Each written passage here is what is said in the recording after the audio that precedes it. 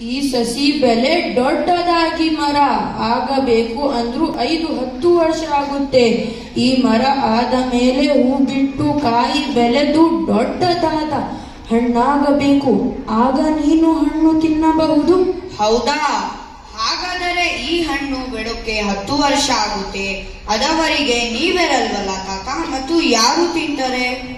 ನಾನು ಇಲ್ಲ ಅಂದ್ರೂ ಪರವಾಗಿಲ್ಲಪ್ಪ. ನನ್ನ ಮುಂದಿನ ಪೀಳಿಗೆಯವರಿಗೆ ಈ ಮರ ಉಪಯೋಗವಾಗುತ್ತೆ, ಅಷ್ಟು ಸಾಕು ನನಗೆ. ನೀವೆಷ್ಟೊಳ್ಳೆಯವರು ತಾತ. ನೋಡು ಮಗು, ನಾವು ಸ್ವಾರ್ಥಿಗಳಾಗಬಾರದು, ಪರೋಪಕಾರಿಗಳಾಗಬೇಕು. ಈ ಮರಗಳು ನಮಗೆ ಹೂ, ಹಣ್ಣು, ಕಾಯಿ, ನೆರಳು ಜೊತೆಗೆ ಒಳ್ಳೆಯ ಗಾಳಿಯನ್ನು ಕೊಡುತ್ತದೆ.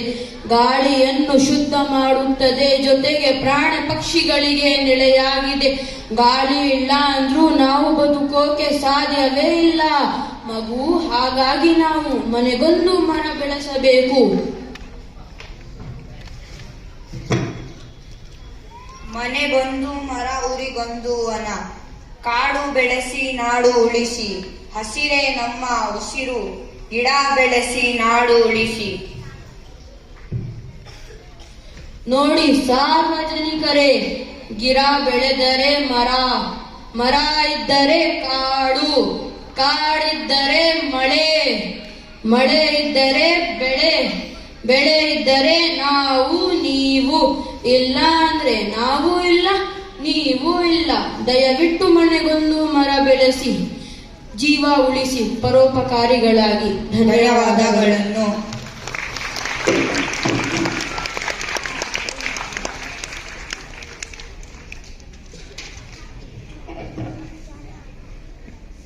माशाअल्लाह, ये जो दरख्त के सिलसिले में एक शेर सुने, असजद कुछ बनना हो तो शजर बन, असजद कुछ बनना हो तो शजर बन, जो पत्थर खाकर भी फल देता है।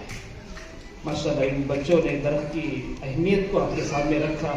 यहाँ पर एक बात मैं अपनी मेमोरी के ज़रिए से याद कर रहा हूँ कि हमारे विजडम इंटरनेशनल स्कूल के प्रिंसिपल अलहाज जनाब जाफर शरीफ साहब, जब हमारी स्कूल कंस्ट्रक्शन चल रहा था तो वहाँ पर एक दरख्त मौजूद था। मैंने